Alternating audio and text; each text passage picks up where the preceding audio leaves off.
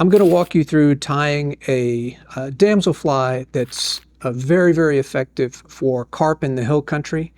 I've caught probably 1,000 carp on this. I catch over 100 carp every year, the vast majority on this fly. It's a great imitation, and in this particular color, this darker olive color, very, very effective.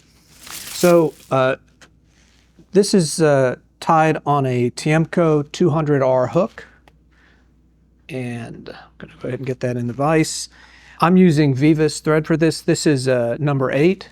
And I'm going to go ahead and put down a thread base here towards the front where I'm going to tie in the bead chain eyes. Now, this is tied on a size 8. I also like this tied on a size 10. I think 10 is a really good color. For this, I'm using a medium black bead chain eye. If you wanted to fish this in slightly deeper water, this fly is really kind of designed for 1.5, 2 feet or less. If you were fishing 3 feet, you might tie this with a small dumbbell eye. But if you're fishing it in really, really skinny water for carp that are prone to being spooked, you could use a plastic eye and get a really slow sink on it. I'm going to go ahead and put the eye in here. You want to leave a little bit of space between the eye, the bead chain eyes and the eye of the hook. I'm just going to use figure 8 wraps here to lock this in. And the nice thing about this Vivas thread is it is super strong, but very, very thin. So it doesn't build up quickly. You can put a lot of thread on here and you can put quite a bit of tension on it. I'll put a few locking wraps in underneath, and then a few more figure 8 wraps, and then tie it in behind. I'm going to go ahead and put just a tiny drop of crazy glue in here to lock the head in. And then I'm going to go ahead and move the thread to the back.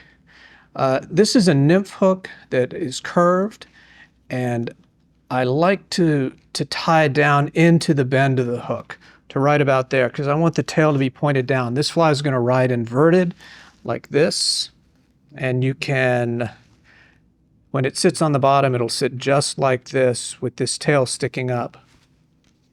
So for the tail, I'm going to use an olive chickaboo. You could just use pretty much any kind of feather here, or you could use just marabou. I don't want the tail to be too long, so about like this. I'm going to go ahead and lock that in. I'm going to tie it down so that I've got it down towards the bend, and I'm going to, we'll just trim it off here. Take the thread back up to just before you get to the eye of the hook, and we're going to tie in a vinyl rib. So I've gone ahead, this is sold as vinyl rib. This is a medium. So I'll just let you see this. It's not completely round, it's kind of flattened out. And what I'm going to do is start by tying it in, and you can see there's a gap between the eye and where I tie this in. I want to leave that there because I'm going to tie some material in. Then I'm going to bring this to the back.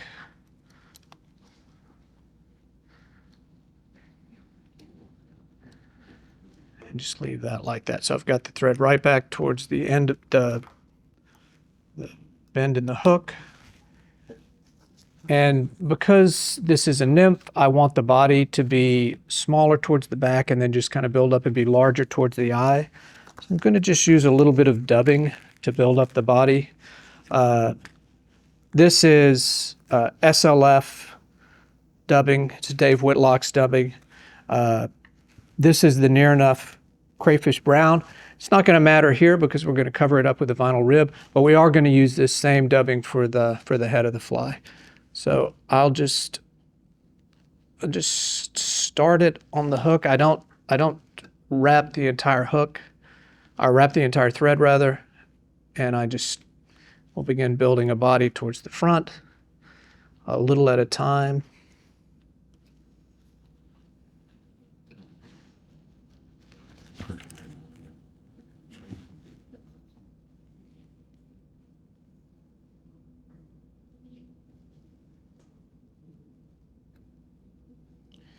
And again, I don't want to take this all the way to the eye. I want to stop and leave a space in there because I'm gonna put some hackle in this spot.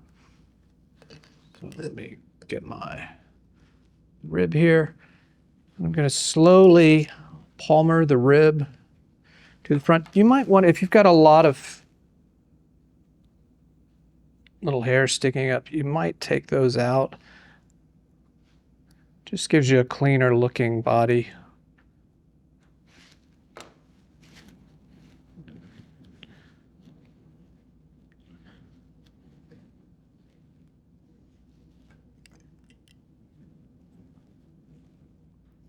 Now we're palmering this to the front.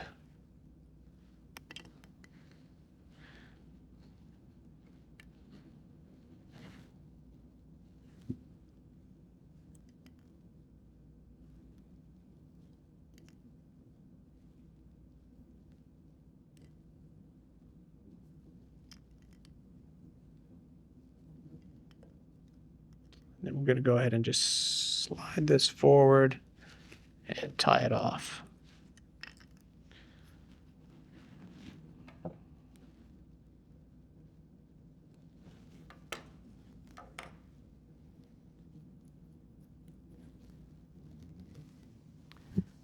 Now we're going to put in some legs. This is daddy long legs. It's very, very thin, and it's actually a little bit difficult to work with. But if you're patient and take your time, I use 2 strands.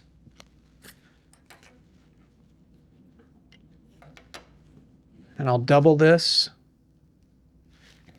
cut it in half. I'm going to set one of these aside. I'm going to take the half and cut it in half again.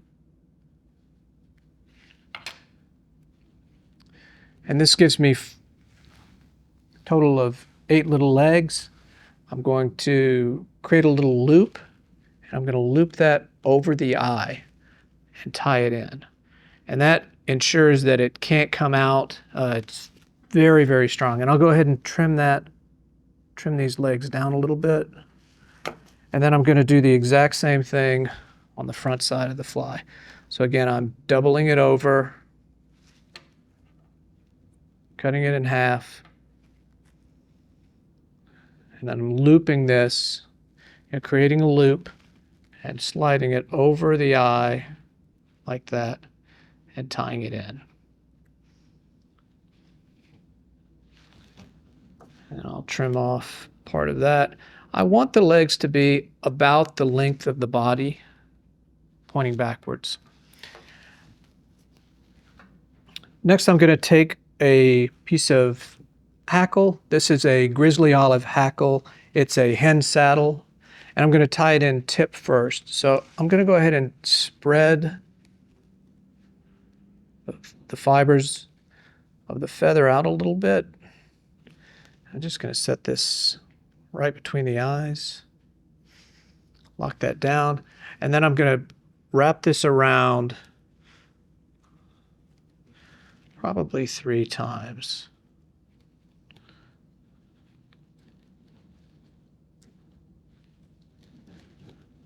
I'm going to pull all this back, tie that off, and then I can trim the remaining feather out.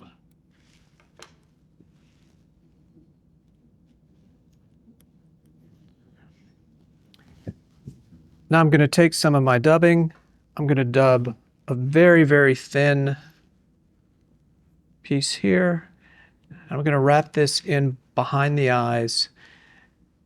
And that's going to fill that space in, but it's also going to push those hackles backwards and keep them pointed backwards. I'm going to do just a little bit more to build the head up.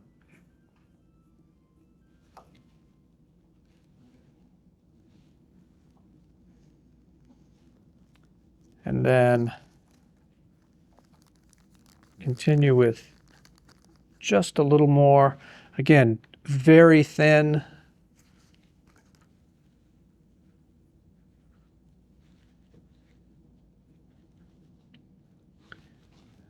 I'm going to wrap this around the eyes on the top, and then I'm going to turn the vise over and wrap it around on the bottom and finish it off. Then I'll whip finish here.